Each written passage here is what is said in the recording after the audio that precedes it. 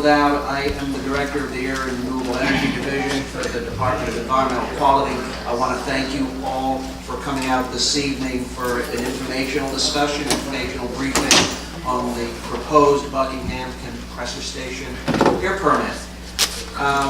First, let me introduce a few of our folks here. Pat Corbett, who is the principal permit writer, who will be giving the primary presentation tonight.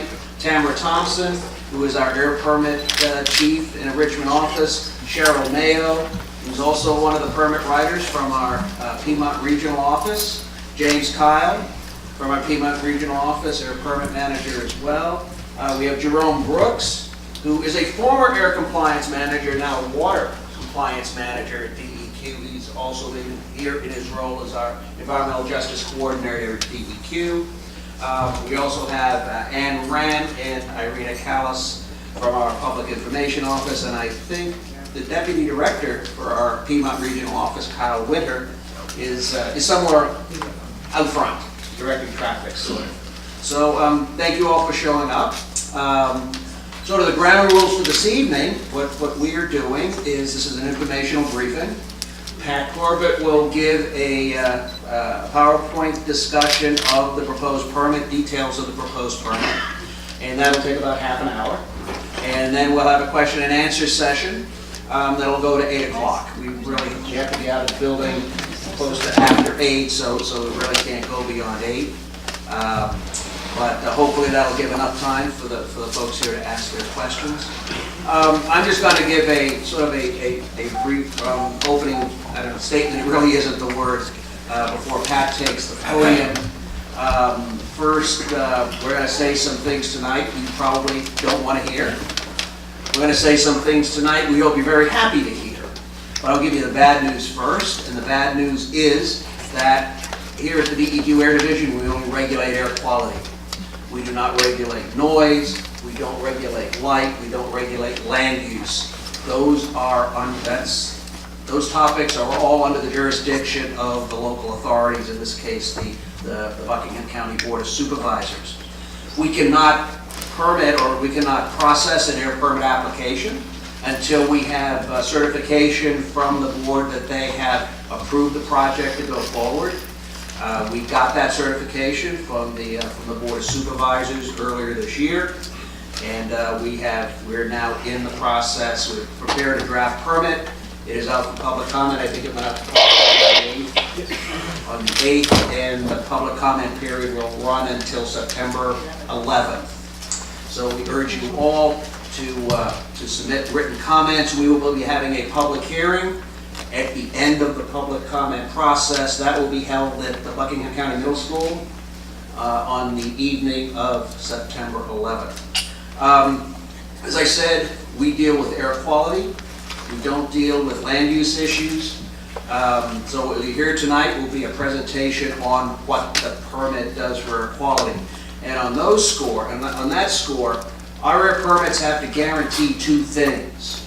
First, sources have to install the best available control technology, state-of-the-art control technology. Second, we cannot issue a permit unless the applicant demonstrates that emissions from the facility do not cause exceedances of health-based air standards, such as the National Ambient Air Quality Standards or the State Air Toxic Standards. In this case, we believe the proposed Buckingham compressor station permit meets both tests with flying colors. We believe this is the most stringent, that this, if enacted, if issued by the State Air Pollution Control Board, we believe this permit would be the most stringent permit ever issued to a compressor station. So, with that said, I will turn the podium over to Pat Corbett for an in-depth discussion of both the air permit process as well as the permit itself, and then we'll have a question and answer session. So, Pat.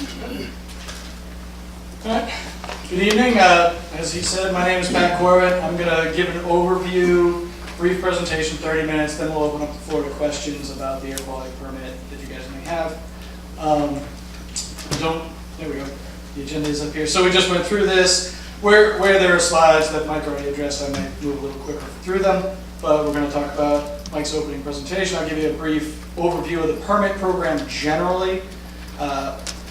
overview of the application that Dominion submitted. Going to talk about the major emission unit at the site. Going to talk about one of the two most important things of an air quality permit, the best available control technology review that we do. Then I'm also going to talk about the air quality analysis. We call it modeling, so if I use that word, they're synonymous. I'll do my best to make sure I don't use too much jargon in the presentation.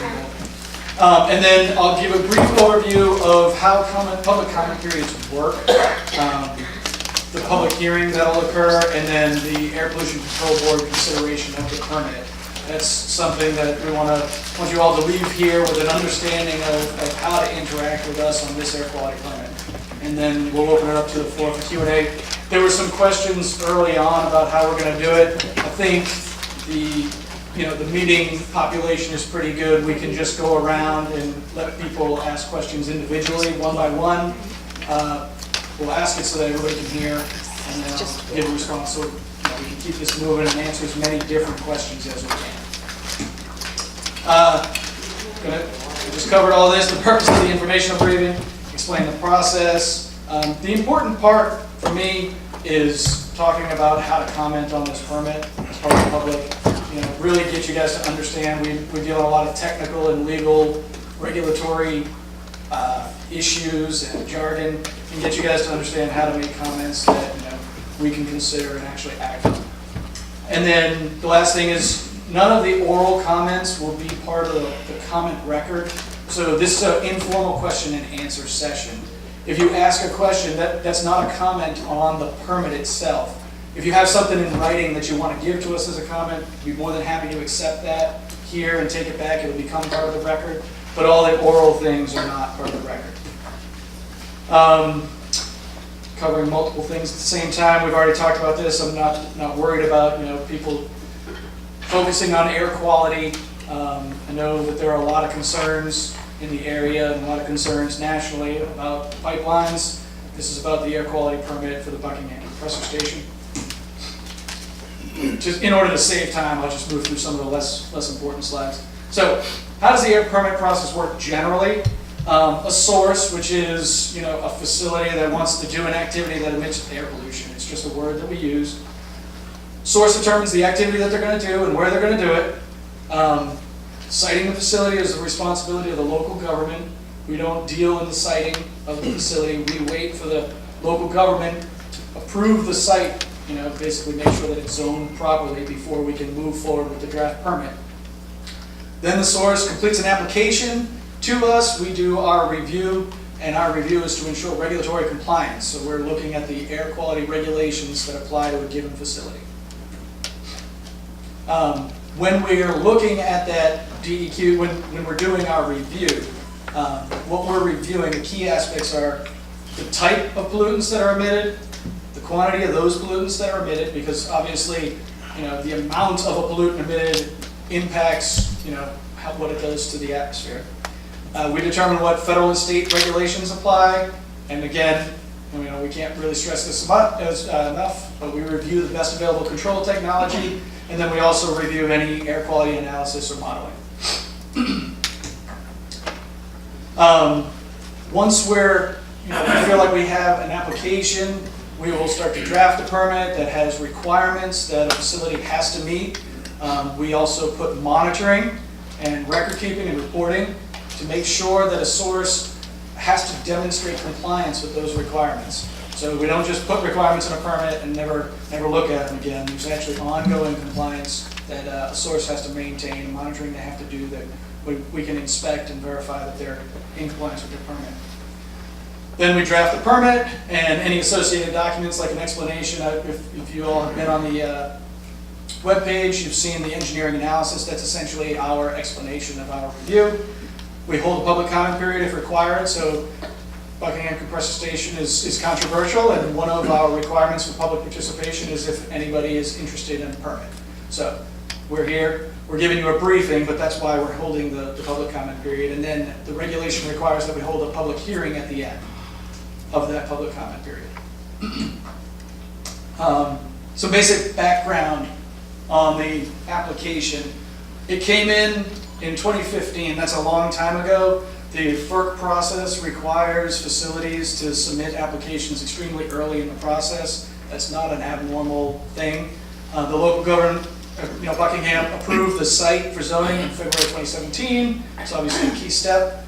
Application, it was substantially updated in 2017. The original application, if you've been looking, included microturbines and a whole bunch of things that were on the table, and then in 2017 they came back and really refined the application.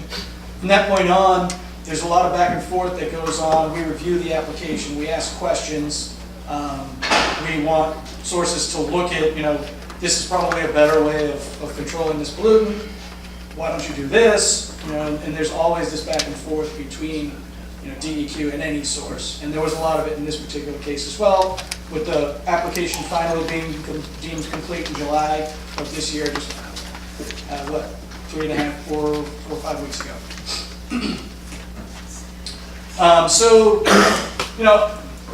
A lot of the stuff that we deal with is highly technical, and there are a lot of legal aspects, and I could go on and on about a bunch of inane things, which I don't think is in anybody's best interest. So I'm going to really kind of give a high-level overview of the process and a high-level overview of what we're doing in the permit, and explain it in a way that I hope people will understand what we can do, and that'll enhance your ability to actually make valid comments. So a compressor turbine, it's the most important part of a compressor station. It burns natural gas, it mixes it with air. That hot air goes through, and essentially it's, for lack of a better analogy, it's like a big fan. It goes through a big fan, and that rotates, those fan blades rotate, and that rotates a shaft, just like the shaft that comes out of your house fan. The shaft goes into the pipeline, and there's another set of fan blades in that pipeline that rotate, and that's actually what pushes the natural gas down the pipeline. So that's, a really rudimentary explanation of how a compressor turbine works. There's obviously a lot of engineering and technical design that, it's not really helpful to go through right now. So what do we look at? Obviously when you burn natural gas, it creates byproducts, right? It's not 100%. If you burned gas perfectly, it would result in CO2 and water, but there's obviously all kinds of other things in the gas, in the air that you put into the turbine. So it creates NOx, which are oxides of nitrogen. It creates carbon monoxide, those are the main pollutants that come from natural gas. So those are the highest quantities. Then there are lesser amounts of particulate matter. There's two forms that we regulate, PM10, which is 10 microns and smaller, and then there's PM2.5, which is 2.5 microns and smaller, if any of you are interested. Volatile organic compounds, those compounds react with any NOx that's in the atmosphere and generate ozone on hot days. So, you live near enough to Richmond. If you've seen any ozone action days, that's what's happening. The temperature is up, the sunlight's up, it's reacting, it's causing the NOx and the VOC to react to form ground level ozone. Formaldehyde is also probably the largest air toxic pollutant. That's a regulatory term. A hazardous air pollutant is the federal, the EPA term. Formaldehyde is probably the pollutant emitted at the greatest rate for toxics. So when a turbine is operating, we regulate routine operations. So the 4 states that you'll see when you look at the draft permit are startup, shutdown, steady state, normal, and then there's a small quantity of operation at ambient temperature. The outside temperature is less than 0 degrees F. In Buckingham, it doesn't happen that often. In the last 5 years, I think there have been 5 hours. So it's not a normal occurrence, but it's something we know is going to happen. So part of the control technology review, I'll just kind of jump right into it. The control technology, basically, once the pollutant is created from burning natural gas, how do you get it out of the air so that it doesn't get emitted? Technology for NOx is called selective catalytic reduction, SCR, you'll hear me say. So they're synonymous. I'll go into a little bit of that so that you have an idea of kind of how that works. For carbon monoxide, or CO. Oh, when I say NOx, I didn't cover this. NOx is nitrogen oxides, or oxides of nitrogen, depending on how you read it. CO is carbon monoxide, VOC is volatile organic compounds, and obviously formaldehyde. They're controlled by oxidation catalyst. So what a catalyst does is it essentially changes the time that it takes to have a reaction occur, or it changes the temperature range generally where that reaction occurs. So it doesn't actually really get consumed in the reaction. That's why it's kind of a special thing in chemistry. And then the SCR, you have to add ammonia. Ammonia is part of the reaction, the chemical reaction to turn NOx into nitrogen and water. Let's see here. So here's our SCR overview, really simplistic. You know, the NOx comes in, and I wanted to have a laser pointer, I'm sorry, I didn't have one. NOx in the turbine exhaust comes in, ammonia is injected in the right quantity, called the stoichiometric ratio. You inject it into the stream, it mixes, the temperature's high enough, it goes through the catalyst bed, and in that catalyst bed, the catalyst speeds up the reaction, and out comes nitrogen and water. Now, obviously nothing is perfect, so there's still some NOx that's left over, we're not getting 100% control, there are other things that are in the air. So, that comes out. If you're looking at an oxidation catalyst, here, the ones that are controlling carbon monoxide, VOC, and formaldehyde, you just have that bed. I didn't want to have too many slides because I wanted to have enough time for people to ask questions. So, sorry for using the same slide over and over. But you're just having, instead of NOx, you would have CO, VOC, formaldehyde. They would go in. There's no ammonia being added. It just goes through the catalyst bed, and with the oxygen that's already in the air, it reacts to form CO2 and water. So back to the turbines. We talk a lot in the application, and I've gotten some questions, so I just want to try and cover the things that I've already talked to people about generally. We talk a lot about control efficiencies. That's a term we use. It basically means how much is getting taken out of the airstream. So if you had 100 molecules and you took out 90, that would be 90% control efficiency. What we do, though, is instead of limiting a control efficiency, we limit just the amount that comes out. So in this permit, the backed review resulted in 3.75 parts per million of NOx. Parts per million is a concentration. It's just, for one molecule, or not, for a million molecules of air, you'll have 3.75 molecules of NOx. 2 ppm of CO, carbon monoxide, and 1.25 ppm of VOC. Those are the controlled numbers. The formaldehyde number I didn't put up there.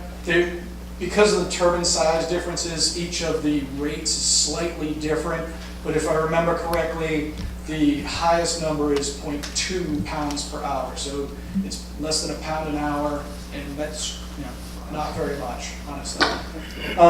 So a big part of the permit, like I was talking about, is the compliance demonstration method. How do we know that sources are operating the way we told them they had to operate? And we do a couple of things. We do performance testing. The permit refers to it as stack testing because the air comes out of stack and we're testing at the stack because we want to know what goes out of the stack. So it's called stack testing. We're testing for just about everything. NOx, CO, VOC, we're testing for formaldehyde, and we're testing every 2 years. All right? What we do while we're doing those tests, they're verifying that they're under the number that we gave them, the emission rate that we gave them. But we're also monitoring the temperature. We're monitoring the ammonia injection rate, part of this reaction here, to make sure that the monitoring that we put into the permit is in the range that shows how they tested.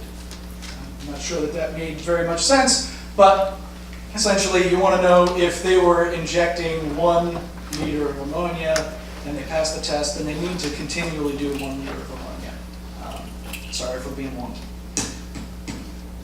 Let's see here. And then that ongoing monitoring, what we're doing is we're making sure the temperature range is correct, because if it's not within that temperature range, the reaction won't happen. Right? So we need to monitor that. We also need to monitor the ammonia flow rate, like I was just saying, because otherwise the reaction won't happen. There are also a lot of natural gas emissions from a facility, the compressor station. So we looked at natural gas emissions. Natural gas contains, again, volatile organic compounds. It contains small amounts of hexane. It's mostly made up of methane. Methane is obviously a greenhouse gas. It is not a volatile organic compound, but those are the three main constituents that people are interested in. The way the facility emits natural gas is there are equipment leaks. You connect two pipes together, the seal isn't perfect, and so there could be a small leak if a bolt gets a little loose. All right, so equipment leaks. Emissions from line cleaning operations. If you've been reading up on compressor stations, you've heard of pigging. Pigging is basically, as you pressurize the gas, impurities like liquids will drop out as the pressure increases, and so you have to get those impurities out of the line. And pigging is the term that's used. It's basically just a slug of metal with a gasket around the end of it that connects to the pipe.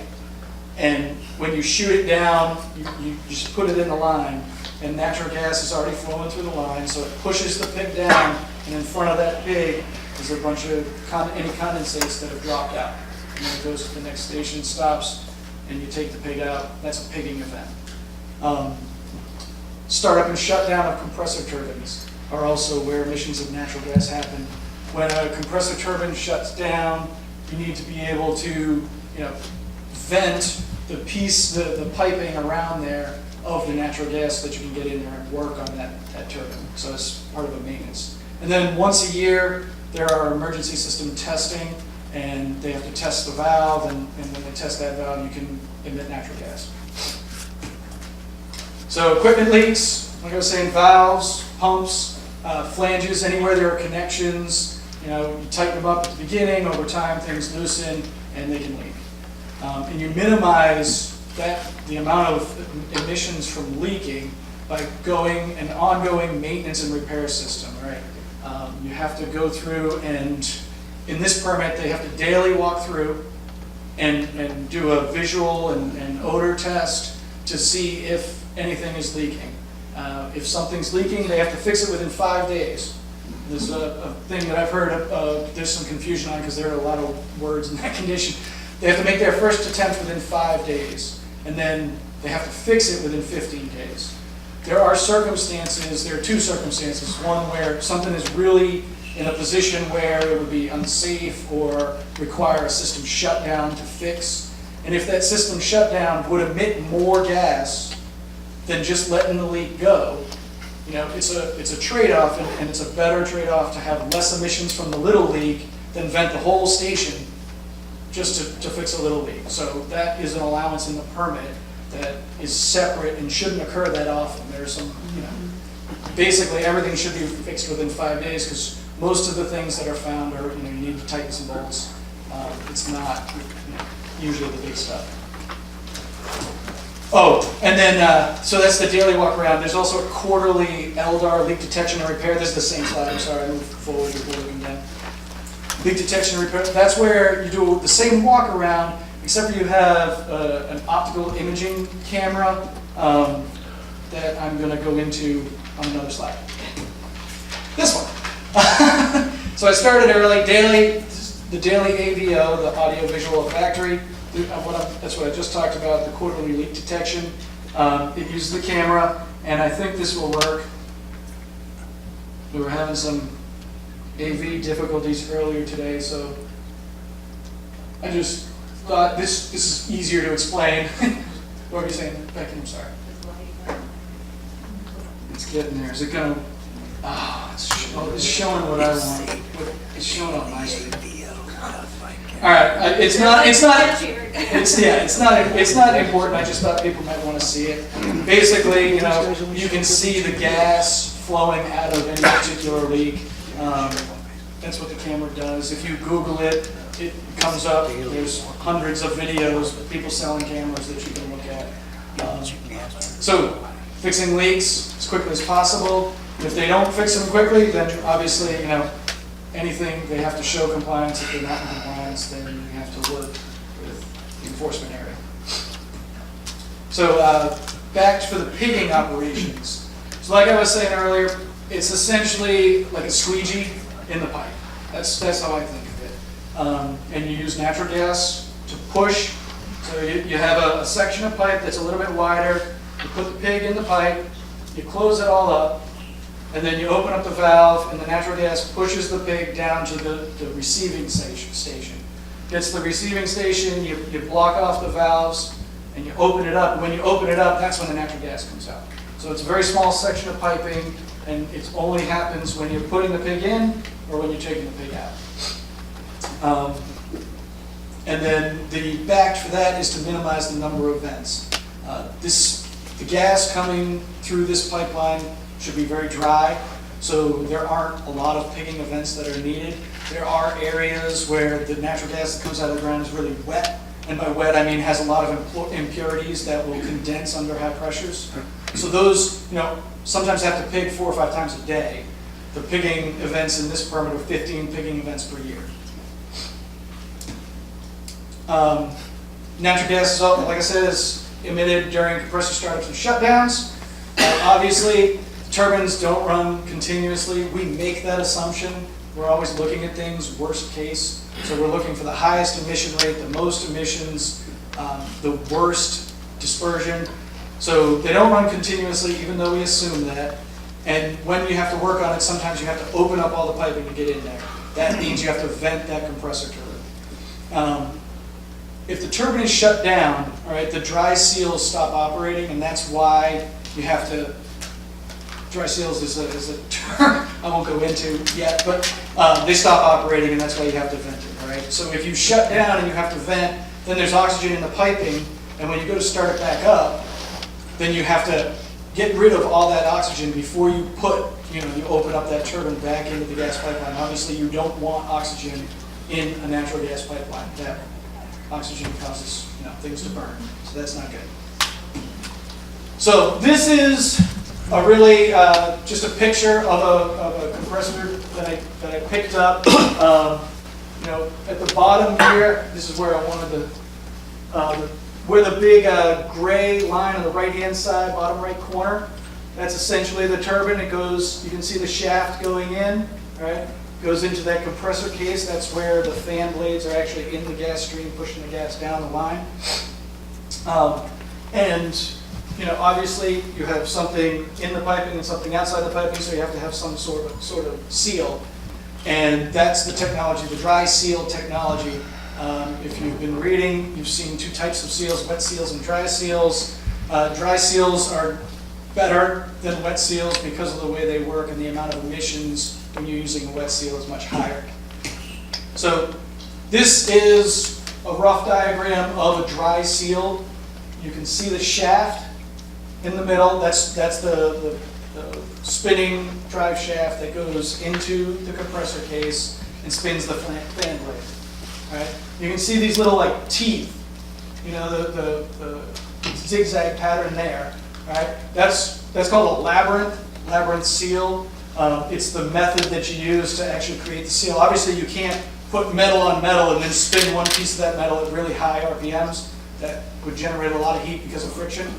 So what they do is, from the left-hand side, you pump gas at higher pressure into the little labyrinth.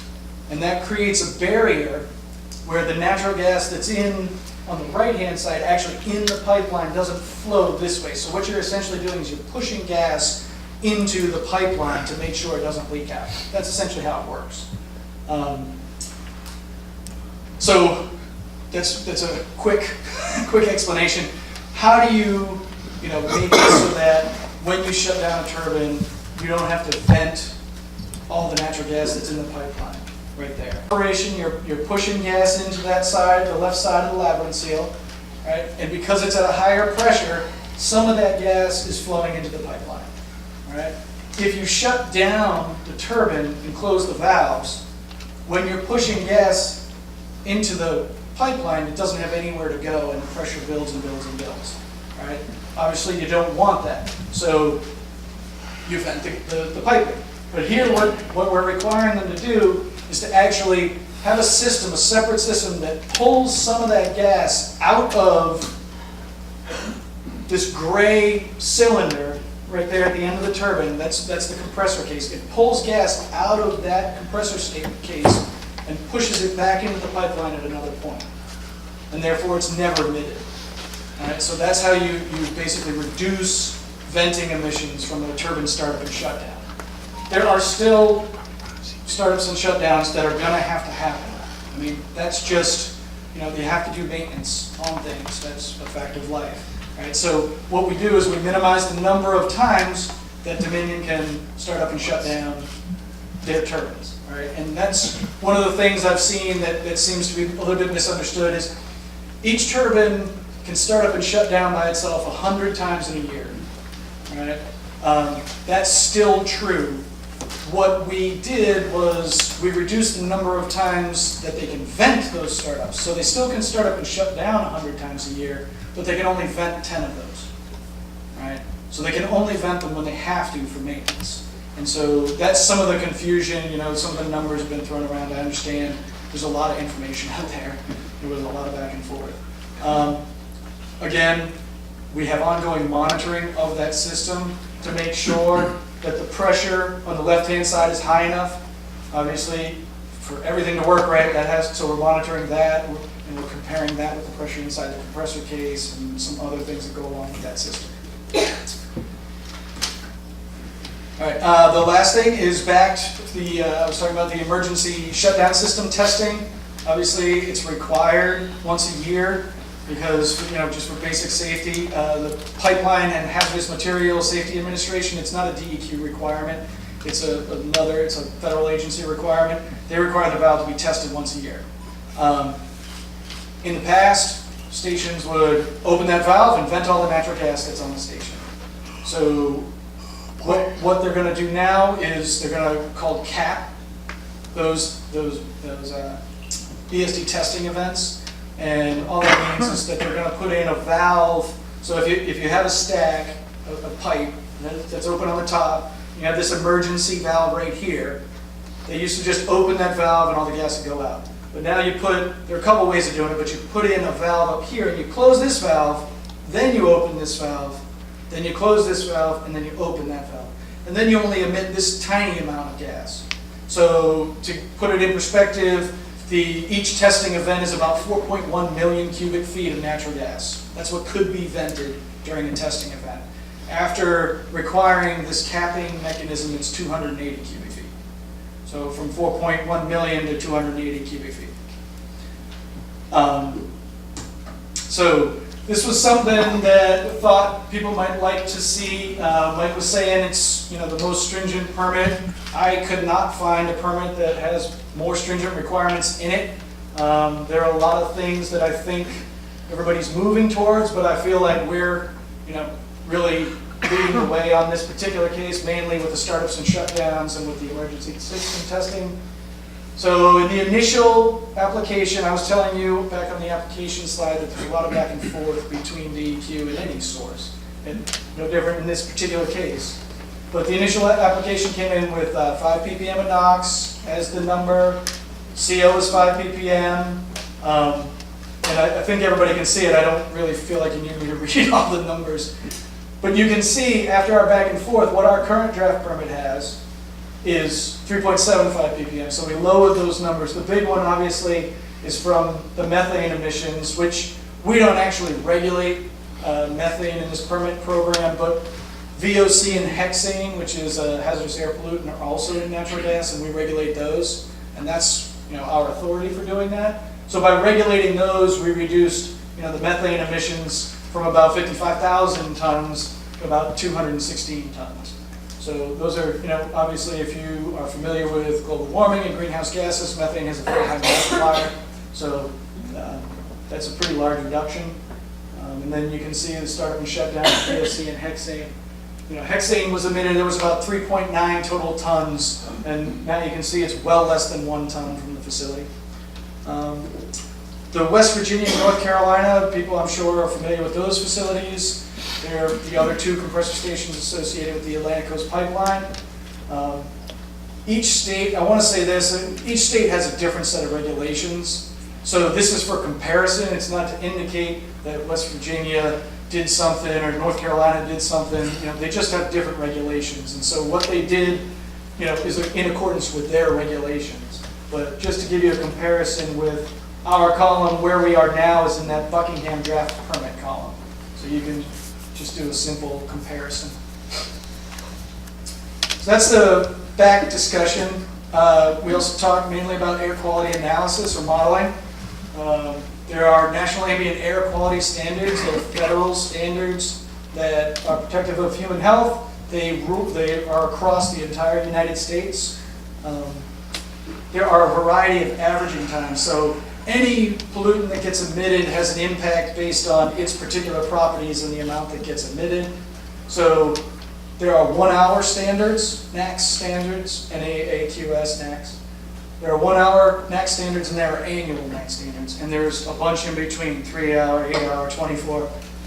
So Buckingham County currently meets all of those air quality standards. So that's part of, I was telling you there are legal and regulatory aspects. That's one key aspect of which permit programs can apply. So we did modeling.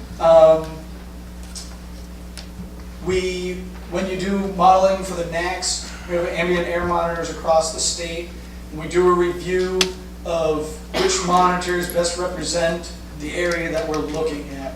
I think there have been some questions. Virginia's monitoring network is really good. We go to public notice once a year with our monitoring network and accept public comments. We have, my understanding, is a really good monitoring network. It's not my area of expertise.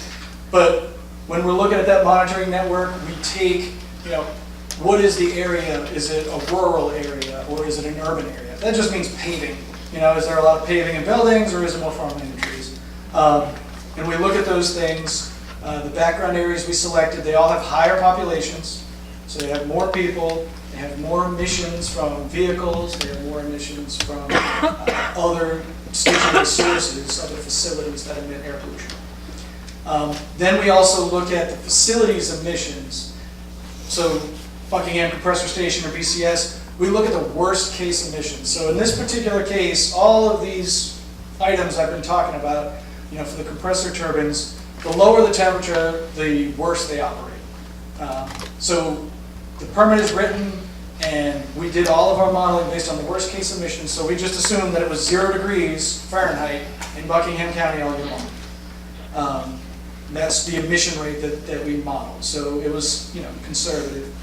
We also analyzed multiple operational scenarios.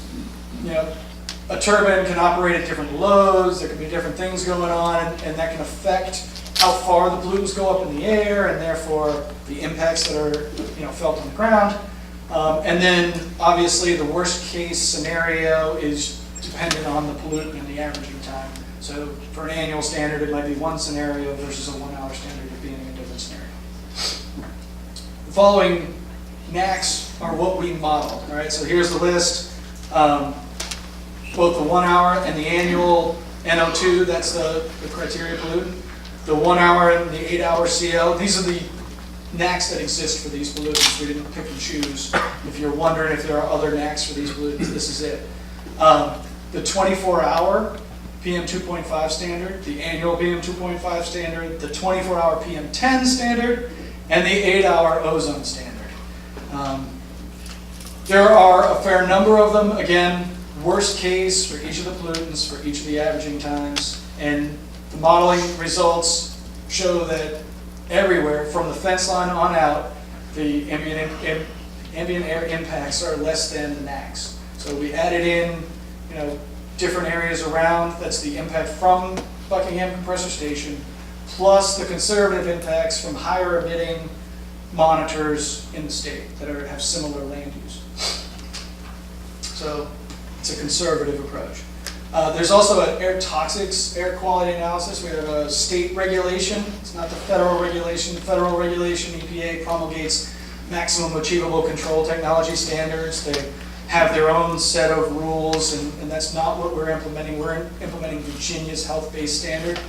The ambient air quality standard, the ambient air quality standard that we compare to is called the significant ambient air concentration.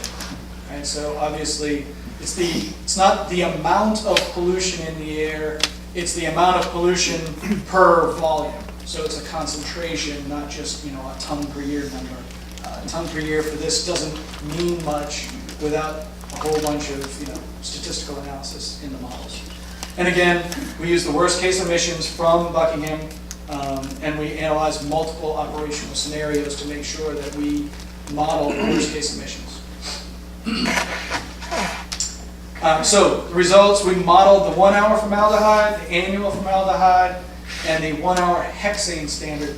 The state toxics rule has exemption thresholds, and it's on a pollutant by pollutant basis. So these two pollutants were the only ones that exceeded those exemption thresholds. Exemption thresholds below those, we consider those de minimis emissions. So for these three standards, that's what we modeled for. And actually the annual hexane number was actually less than the emission rate, the exemption rate anyway. So we didn't model that, but 1 hour is going to be more stringent there. So the modeled impacts are all less than the SAC, or the significant ambient air concentration. The highest concentrations occur at the fence line and then drop off real rapidly. The numbers, I'm trying to remember off the top of my head, we were well below the thresholds for each of the pollutants. So the purpose of the comment period, I think this is an important part of tonight. I think I'm on reasonable time here. Important part of this tonight, the purpose of the public comment period. It's for interested parties to give us comments on our draft air permit, the conditions in it, the monitoring in it, our analysis of the application, and any other permits that are out there. So the intent is for us to refine and improve the document, to hear feedback from people that will refine and improve the air permit document. Information does have to be received during the comment period. So if you submitted comments before August 8th, those weren't part of the comment period. So I think we only got like 2 emails. But and then from September 11th, as we said, was the public hearing at midnight that'll end. And then it's also to make sure that we're properly implementing the applicable regulatory requirements. So if you can see something, I've had some conversations with people that indicated that they found some permits that they'd like us to look at, and that's really the whole purpose of the public comment period, is to get your feedback on the permit. There's another question, the Air Pollution Control Board consideration. Director Paler determined that the permits go into the board. When we do a public comment period, normally there's a requirement to receive 25 significant, I can't remember, 25 signatures that we should have the permit considered by the board. Director Paler just said, no, we're not going to worry about that, and people having any kind of submitting the right comments. You don't want to get 24 and not go, so we went directly to the board. So that's not a question. You don't have to comment that you want board consideration. That will happen. The public hearing, so we talked a lot about, tonight is obviously an informal question and answer session. It's not part of the public comment period. The public hearing isn't really a meeting of the board. The chairman of the board is supposed to be there. I think he's planning on being there to chair the hearing, but it's not a meeting of the board. The board isn't going to vote on the permit at this. This is for DEQ to receive comments from the public, all right, oral comments. We will then respond to those comments, and we will draft any changes that we have to for the permit or our analysis, and then we submit that to the board, and there'll be a board meeting scheduled, and so that hasn't been scheduled yet because we don't know the outcome of the public comment period yet. We're thinking that it'll be in the early November, late October timeframe. That's just to give people planning. And once we have that date, we'll let everybody know. And then the board, when they do their consideration, they'll look at our summary of the comments, our responses to the comments, the draft permit, and they can ask us questions, and there's a whole process through that. And that's what they will be looking at. There's also an opportunity for people who participate in the public hearing to speak in front of the board. You'll see on the website, and again here on this slide, that it's not an opportunity to submit new information. You can summarize your comment, any information you submitted if you think that we misrepresented your comment, those are the types of things that you would be commenting to the board about. So basically, once we propose that final draft permit, the board will take the vote at that future scheduled meeting. So don't worry about that. That has been a frequent question that we've gotten. Trying to update the website to make sure that people could understand that as well, because I know with all the meetings and the briefing, it can be confusing. All right, so that's it. I rolled through that. I probably was a little bit longer than 30 minutes. I apologize. Again, what we're here for is to answer questions about the air quality permit. This is to help you guys comment in a more meaningful manner. We receive comments that I don't like this. That's not really relevant to the air quality permit. And so one of the things that I want to try and stress to you guys is to spend your time wisely, to make meaningful comments to us. And that's why we have this question and answer session. And that's why we put all the documents on the website to give you guys as much information as you can so that you can spend your time wisely. And again, this is question and answer. It's not a comment, so there's nobody recording this. As you notice, we didn't have a sign-in sheet. There you go. And that's it. I'm going to leave it up. So what we require is you test the actual emissions that come out the pipe every 2 years. Well, what does the monitoring do? The monitoring does, in between those 2 years, we have them continually monitor the parameters that are integral to the proper operation of the turbine and the proper operation of any control device. So Dominion's doing the monitoring? Yes. Yeah, the computer systems watch all that stuff. Like Volkswagen watching their emissions? Seriously, is there potential for manipulation? It would be a criminal event if you purposefully manipulate your data. That's a criminal activity. And if you find a violation, what happens? There's an enforcement process. There's a notice of violation. We go through. The key goal is to get them in compliance quickly. So we could go through the whole process, and there could be civil penalties and all that stuff. But the goal is to get the facility into compliance as quickly as possible. So that's our focus when there are issues. Do you think the fines are sufficient, or would they just write them off as an expense of doing business? That's not really something I can comment on. I'm not a Dominion employee. What are the penalties, though, if they The maximum penalty is $32,000, I think $500 a day. Mike is. I'll be past lifeline here. I'm actually former enforcement director for DEQ. As Pat said, our primary goal is to bring the facility into compliance as soon as possible, prevent any damage to the environment or human health. The fines we look at separately. Our fines vary, we depend on the significance of the violation. There is a matrix, a penalty matrix that our enforcement division uses when they determine fines. We have the option of referring serious violations to the Attorney General's Office for prosecution, and I know we have our governor is shall we say, wanting us to step up. That's one of the things we're looking at, is stepping up our enforcement response in certain situations. To get back to your compliance question, we look at the monitoring reports. Everything has to be certified to us under pain of violation. We do have inspectors they're called inspectors, and they do field inspections, but actually what inspectors do a lot these days is look at these desk reports that come in. And we have a lot of people who are very experienced in looking over reports that can catch discrepancies. We like to think we catch violations when that happens. Is it possible for Richmond to monitor this, like on a live feed, read their computers on a daily basis, and monitor it from Richmond? Possible. Well, I'm not an IT guy. It's not required. It's could it be pretty written in the reasonable permit? system. What? I'm sorry. Could it be written in the permit?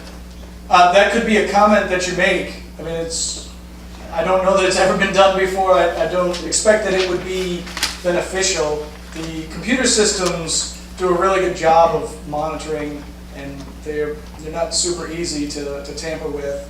And our inspectors, like Mike was saying, are pretty good at going out there and I mean, Every things 2 look pretty years? funny sometimes, so. What? Every 2 years you go out? That's it? No, that's, I'm sorry, and this is why that we have the question and answer. No, the stack testing, the actual third party comes in, puts probes in the stack. Right. And runs the EPA method to prove how much emissions they have on a given time frame.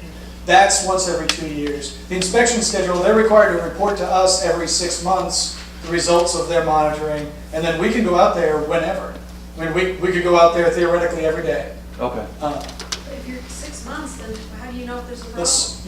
Let me move on. Go ahead. If there's a violation, how quickly do they have to report that violation to you? Because I know in Maryland, they had 27 violations of ammonia leak and didn't report it for a long, long time. I mean, and that was supposed to have been reported right away. So, And they were fined like $360,000 for that. So Dominion doesn't have a great track record as far as I'm concerned. And so if they every 6 months, somebody's gonna look at this. So does it just sit there and they get to have violations all along that 6 months? no, our regulations have a general requirement that excess emissions have to be reported within 4 hours. There are a lot of, regulations that we could spend days talking about, but it requires reporting within 4 hours by phone. Then they have to follow up with written notification and tell us how they fixed it. There's a process for us to know about these things. What I'm trying to focus on is what's in the air quality permit. And so I don't want to sound like this is the only thing that's out there. There are other regulations that apply to facilities, but I'm trying to focus on the air quality permit that we are working on now. Let me just add that the compressor station will be getting a lot of scrutiny from our compliance people. There's no doubt about that. Very high profile. We understand the concerns of the citizens. We understand the sensitivity of this project. It will be getting a lot of scrutiny from our compliance people as we go forward. I can't tell you what exactly that would be in any individual circumstance. Yes, sir. 2 questions on byproduct. One is on picking, which I've done. The basins that collect the material that the pig pushes out, how are they going to dispose of that? And what's the quantity? It's collected in a 5-gallon bucket. It's not a very large quantity. Okay, second question on that. The catalytic bed layer of the SCR, my fuzzy math using your figures of, what was it, 24 pounds per hour, 1 pound per hour, comes out to 12 tons per year. What are they going to do with this fly ash? No, there'll be no fly ash. They're burning Like natural coal gas. ash, there's no fly ash? No, they're just burning natural gas. Yeah, but you said that there was going to be 1 pound per hour of the ammonia injected, so that's a byproduct. That was an example. I'm sorry, sir. That was an example. I was giving you an example of how the question up here, how the ongoing monitoring relates to the stack testing. I apologize. Okay. That if they're injecting during the test and the test shows compliance, then they have to keep injecting that amount to make sure that they're still in compliance. So in other words, you're basis not going to have a tests. silo or a pond, lined pond Oh, no. full of this material No. on site? No. Thank you. They're storage tanks, but no ponds or anything like that. What, I'm sorry? Oh, they're like storage tanks for ammonia. It's just a tank. No, the byproduct. Right, yeah, no, none of that. Because ammonia is going to not react, the byproduct with metal, whereas the urea will react with metal. Yeah, and urea also causes greenhouse gas emissions. Right. So ammonia is usually Okay. better. I saw multiple hands. I'm going to make my way around is my plan. Go ahead. This was going to be an unmanned station, has that changed? I have not heard either way about that. Because if it's going to be monitored on a daily basis, it's not going to be an unmanned station anymore, right? I'm not sure, honestly. I mean, you can monitor things through computers. You can have people there. They have to do a daily walk around, so they have to have somebody there daily. And you can't do a daily walk around without people. Okay. I thought there was somebody back there.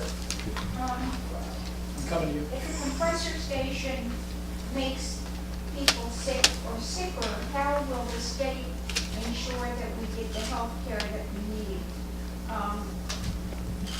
My understanding is that the ACP denied a request by the Planning Commission to set aside a bond to pay for the cost of health impacts. Am I correct on that, Mrs. Carter? We're, No. the permit, the air quality permit, we modeled the pollutants that are emitted, and they're below the health-based standards that protect, or that are protective of human health. So that's kind of here what we're talking about. We're not here to talk about any of the board of supervisors or Well, I have any of that one more things. concern. The Trump administration keeps lowering the standards for the requirements. Is that going to impact? No, this permit, the Trump administration cannot change this permit.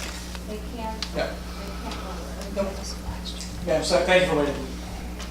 Why has the state not completed a quantitative risk assessment for the Buckingham?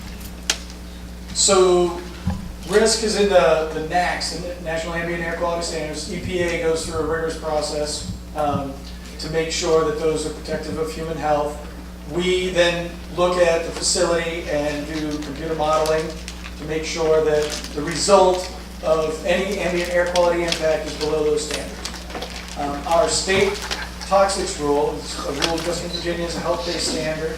Again, any kind of health impact are based on dose response. So, if you've all read, a aspirin bottle, you can take 3 pills if you're large enough, or 2 pills if you're small enough. That's dose response in a simple manner. So basically, that state rule is a health-based standard, and we also modeled that for that concentration, and that was below all the standards. So I have a follow-up, because my understanding is that this QRA is the best available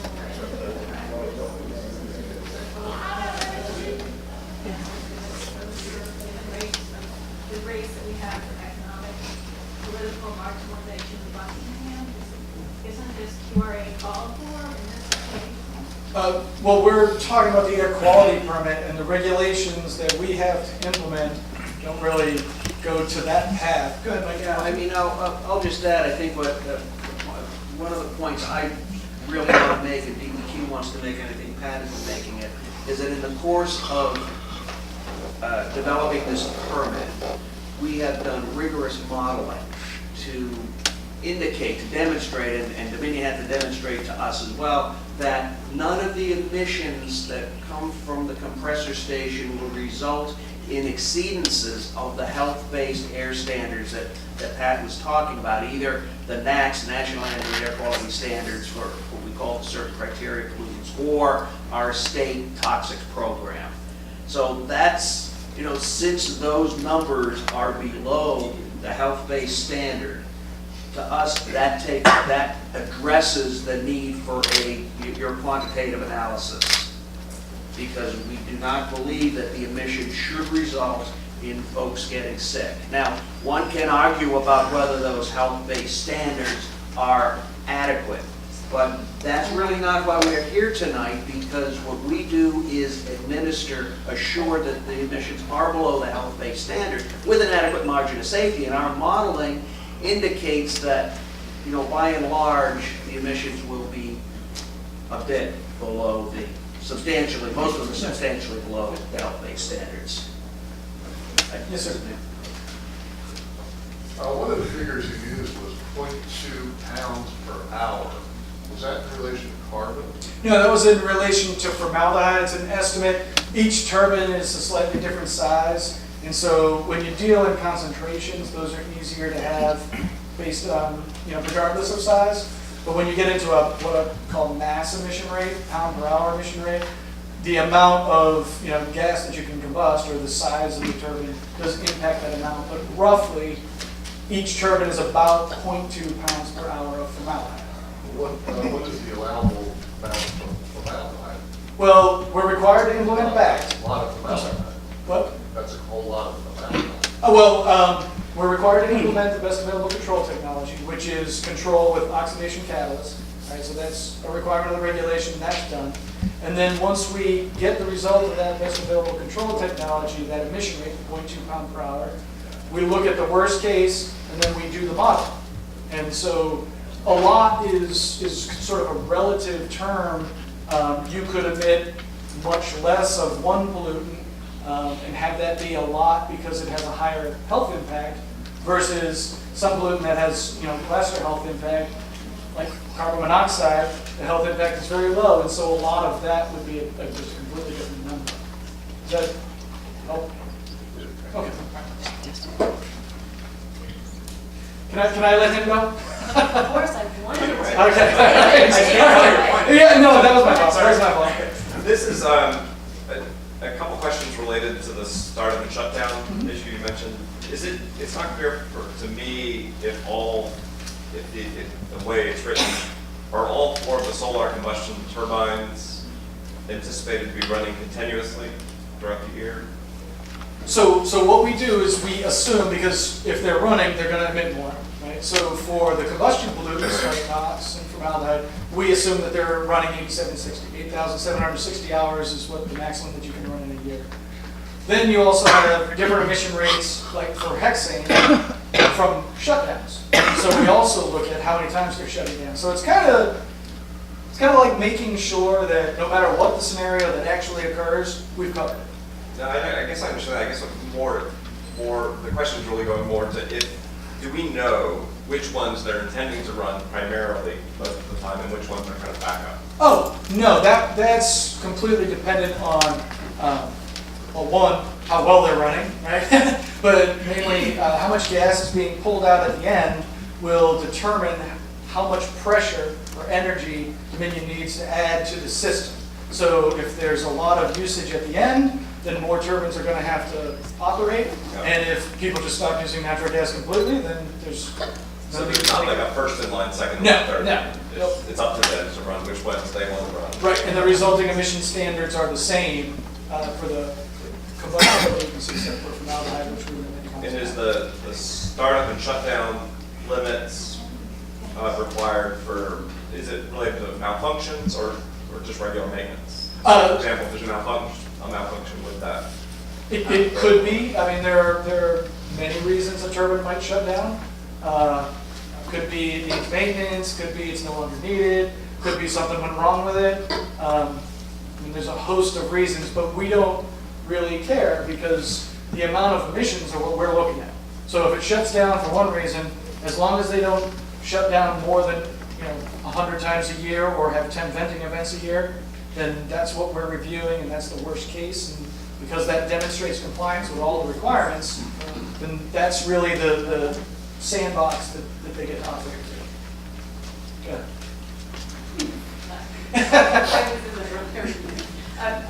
Yeah, so actually this is a follow-up because it's different tonight. Yeah, so in the FERC FEIS final environmental impact study with the ACP, they wrote in reference to the compressor station that if in fact it were a majority African American community and if it were a populous African American community, then there would be a lot of questions and concerns about health impacts, and they went on for like 3 pages about what those would be if the population was that. And then they said, but it isn't because it is only a census tract of 29.6 people per square mile. So my question is now that Mr. Brooks joined? Yes, ma'am. Yeah, which you're here tonight. So our question is really about the environmental justice relationship to the air permit process. Yeah, well, FERC in their process, they have requirements saying ask about environmental justice. And I'm not certain as to how they handle the comments process. I know I've been to the EJ Council meeting and you discussed that. I know that our EJ Council is making some recommendations towards our governor about EJ in Virginia, but I can't speak for what FERC did. I can tell you that as far as our permitting process goes, we have a site suitability requirement, but there's no regulatory requirement for EJ in Virginia as it is in 40 other states. But we have EJ and we exercise EJ program. One thing that they talked about was the compliance pieces. We have a pretty robust program for EJ where compliance is in. We will definitely monitor those situations. We have an element for planning inspections with an EJ component to it. But a lot of the permitting process for EJ for site suitability is kind of at the local level for us. Go ahead. You're trying to get everybody. We demonstrated to the Board of Supervisors a cloud with infrared photography that was above a compressor station that had done a blowdown. The wind was blowing that cloud sideways. Is that true that the methane and volatile organic compound cloud that comes from the emission can be moved by the wind? And in Loudoun County, it was detected as far as 10 miles away because of the odorant from the compressor station, according to anecdotal evidence. So, if this is this true that the cloud could move? Yes, pollution is not a local issue. I mean, it's global. So it could move Pollution moves through the atmosphere. to Buckingham County, even here, China. China, okay?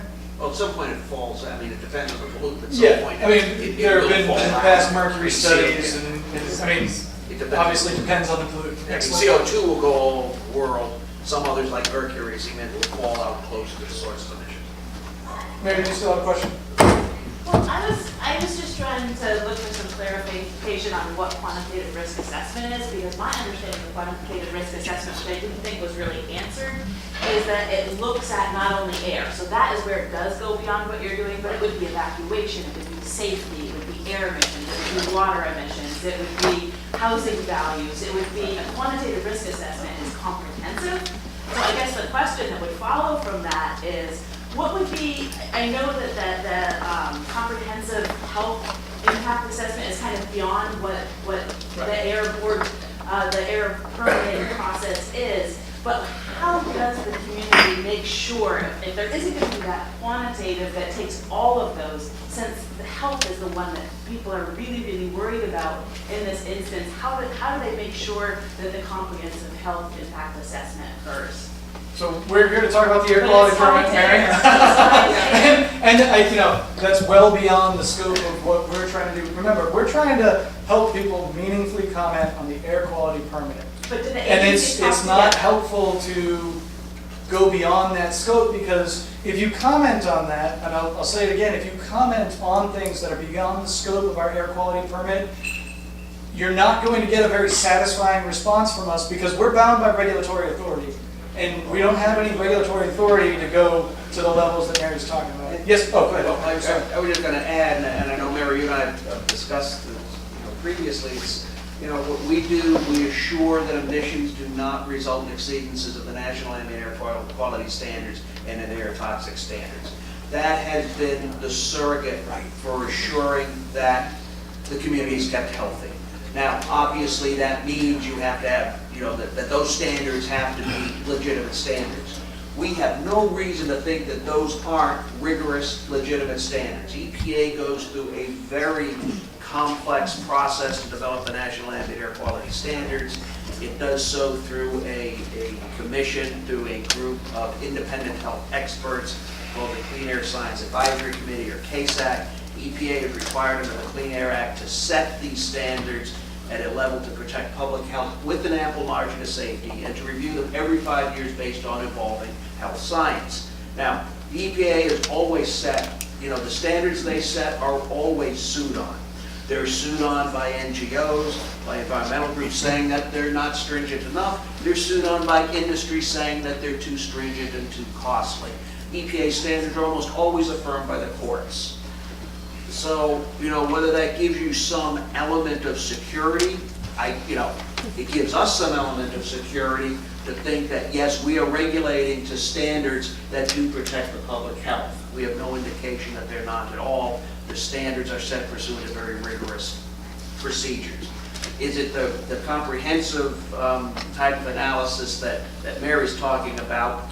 It's a different type of analysis. It's a different type of approach. And it's the one that we approach under state law. State air pollution control law requires us to follow that. Yes, sir.